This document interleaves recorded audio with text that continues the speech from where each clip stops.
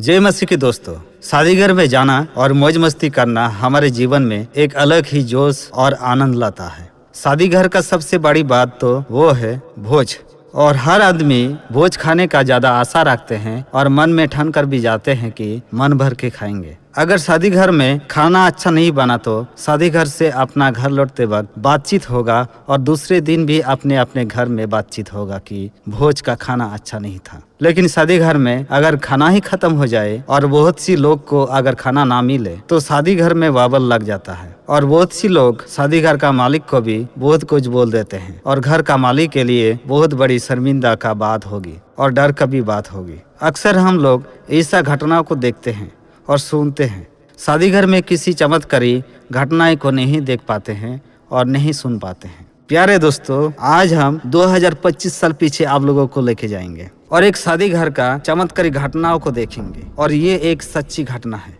उसी घटना को जानने के लिए हम लोग जाएंगे उसी गांव में, और वो गांव का नाम है काना, जो यीशु मसीह के समय में इजराइल देश में मौजूद था। और ये गलील का एक छोटा गांव है और ये नाजारत से कुछ माइल दूर है और ये पहाड़ी क्षेत्र में है। आज भी ये गांव मौजूद है। आज भी लोग उसी गांव को और जगह को देखने के लिए जाते हैं। और उसी काना गांव में यीशु मसीह के समय में एक परिवार में शादी हो रहा था, और उसी शादी घर में यीशु के परिवार को भी इनवाइट किया गया था। और उसी शादी विवाह का भोज में हम लोग यीशु मसीह और मरियम को भी देख पाते हैं। और ये घटनाएं हम लोग बाइबल में पाते हैं, gospel of John chapter 2 verse 1 to 11 में। अभी हम लोग इस घटना को डिटेल्स में देखेंगे। उसी शादी घर में खुशी के अवसर पर लोग खुशी से नाच रहे थे, गा रहे थे और भोज का खाना खा रहे थे। लेकिन उसी खुशी के मौसम में एक घटना घटी। शादी के घर में दाखरस खत्म हो गई। उस जमाने में दाखरस खत्म होना बहुत ही शर्म की बात मानी जाती थी। प्यारे दोस्तों, अधिकतर लोग दाखरस को नहीं जानते हैं, और कोई कोई लोग तो इसको शराब भी बोल देते हैं। दाखरस कोई शराब नहीं है। दाखरस जो है वो अंगूर का रस है,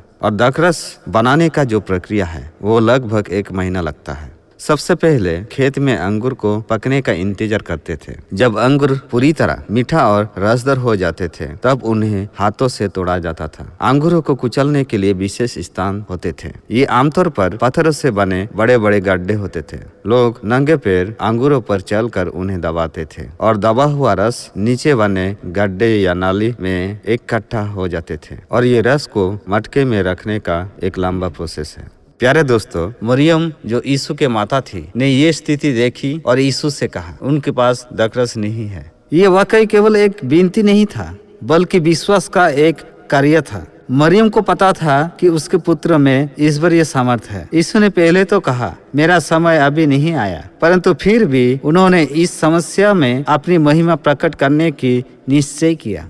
उन्होंने काम करने लोगों से कहा 6 पत्थर के मटके हैं, उन्हें पानी से भर दो। काम करने लोग ने वैसा ही किया और मटके ऊपर तक भर दिया। फिर यीशु ने कहा अब उसमें से निकलकर भोज के प्रधान के पास ले जाओ। जब भोज के प्रधान ने उस द्रव को चाखा तो वो अचंभित रह गया। वो बोला हर कोई पहले अच्छा दाखरस देते हैं और जब लोग तृप्त हो जाते हैं तब घटिया वाला, परंतु तुमने तो अब तक सबसे अच्छा दाखरस संभाल कर रखा है। ये घटना केवल एक भौतिक परिवर्तन नहीं थी। पानी और दाखरस 2 अलग अलग प्रकृति वाले द्रव है। पानी में ना तो रंग है, ना गंध, ना स्वाद, पर दाखरस में सब कुछ है। यीशु ने पानी की प्रकृति ही बदल दी। ये विज्ञान की नियम से पार है। इस चमत्कार के माध्यम से यीशु ने दिखाया कि वे केवल सृष्टि के कण कण पर अधिकार नहीं रखते, मनुष्य के जीवन को भी बदल सकते हैं। जैसे उन्होंने पानी को दाखरस में बदला, वैसा ही वो हमारे निराश, स्वाधीन और रंगहीन जीवन को आनंद, मिठास और उद्देश्य से भर सकते हैं। उनका स्पर्श जीवन को नया अर्थ देता है। ये चमत्कार हमें सिखाता है कि जब हम अपने जीवन की परेशानी को, जीवन की घटियों को यीशु के सामने रखते हैं तो वो उसमें अपनी कृपा से परिपूर्णता ला सकते हैं।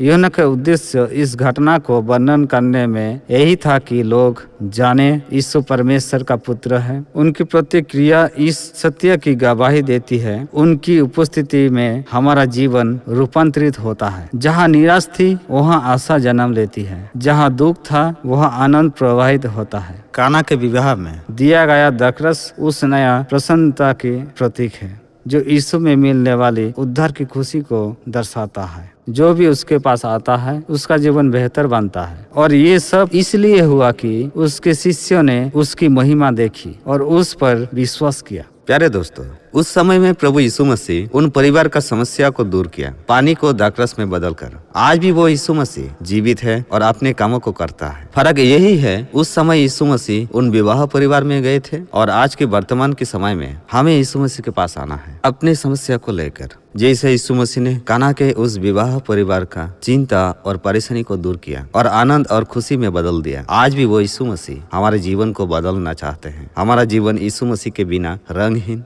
गंधहीन और स्वादहीन है।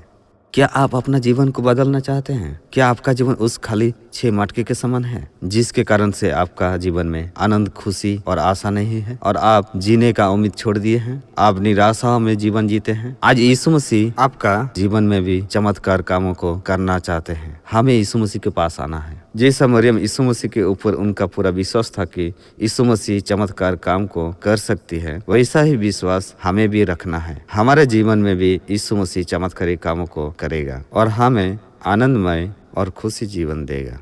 प्यारे दोस्तों, काना के शादी करके घटना आपको कैसा लगा? आपको अगर अच्छा लगा है आप कमेंट में जरूर बताइए।